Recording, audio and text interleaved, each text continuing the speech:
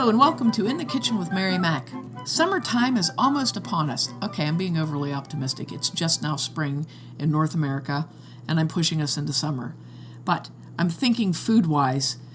It's technically been spring for almost a month. That's true. Technically. Plants are growing, okay? You can go to your garden center and they have plants already, and you know, the berries are in the grocery store. They're starting to come into the grocery store from the south and that sort of thing. So it starts to make you think about summer and summertime foods and delicious things. We have a couple things we're trying to prepare towards summer, you know, like party drinks and party foods and things like that, you know, because I don't know, I guess in Western Pennsylvania, all we do is think about food, go to other people's houses and take food and have picnics and parties that involve food. Sounds about right. Yeah. Oh, plus fireworks. And fireworks. So I'm trying to come up with some neat and different but yet simple recipes, and this is a doozy. I just found this.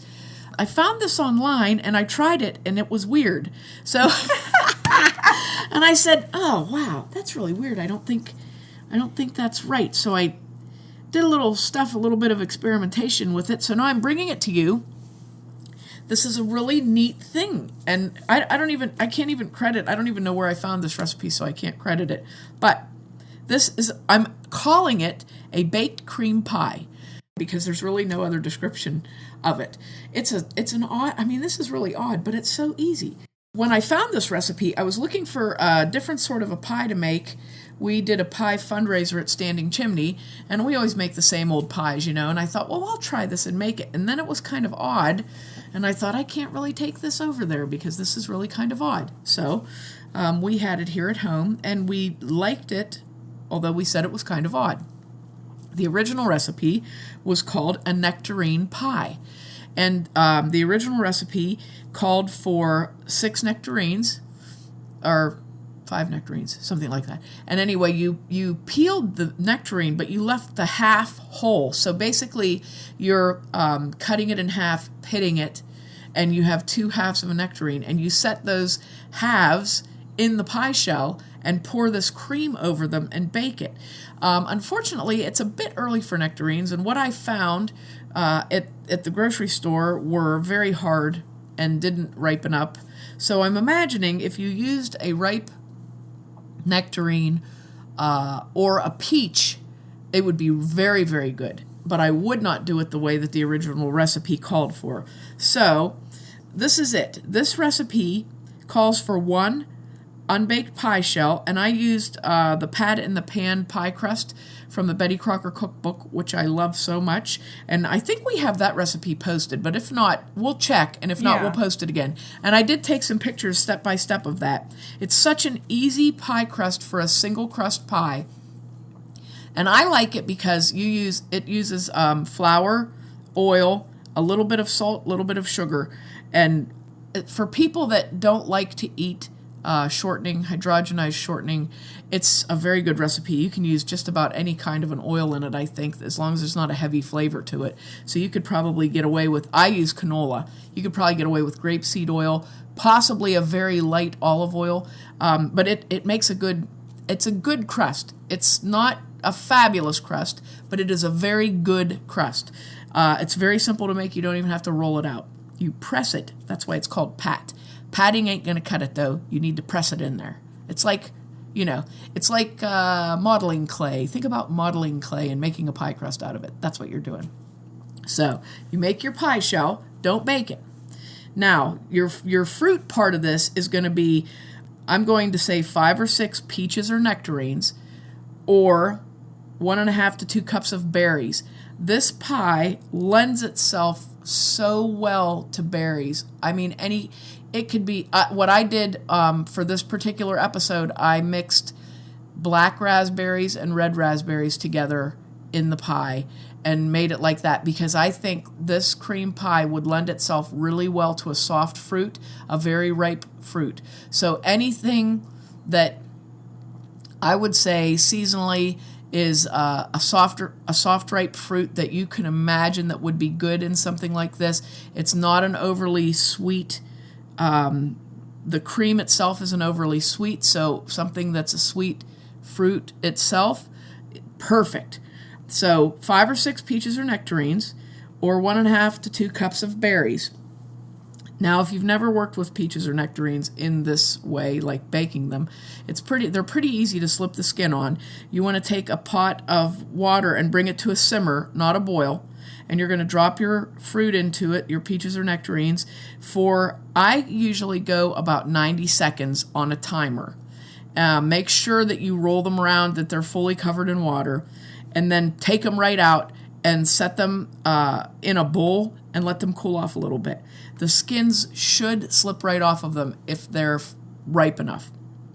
Then you just cut them in half and pop the pits out. Make sure you get Freestone fruit. Much easier.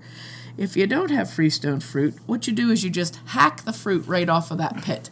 That's the best thing that I've ever done. They're really hard to work with. And if you cut them into slices or small chunks and put them into the pie pan, I think this would work so much better than using the whole fruit, because the whole fruit was very strange. So you just put the fruit in there, or your berries, rinse your berries and let them drain on paper toweling and dry, and then put your berries in the pie shell. And then you're going to mix up your cream. This is all that's in your cream. You want 1 cup of heavy cream, not coffee creamer, okay? Not whipping cream, but whipping cream can be used if you can't find heavy cream. 1 cup, 2/3 cup of white sugar, 4 tablespoons of flour, 1/4 teaspoon of vanilla. Mix that really well, okay? And what I did is I mixed the flour and sugar together first so that the flour didn't get clumpy, and then I poured the heavy cream in and stirred that up and mixed it with the vanilla. And just don't beat it till like it's whipped cream, but mix it up till it's really well mixed. Then you just pour it right over the fruit in the pie shell, and it doesn't flow. I mean, this stuff is, this stuff is so... Is it like pancake batter? Or thicker than that? It's pretty dense. It's very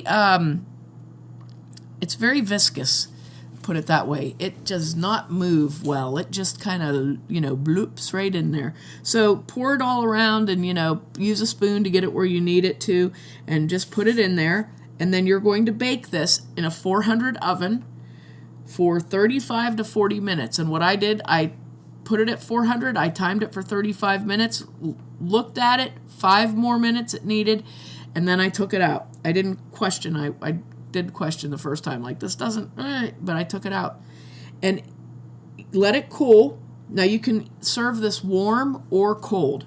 Doesn't matter. But it is so good. And it's so strange. It's a strange pie.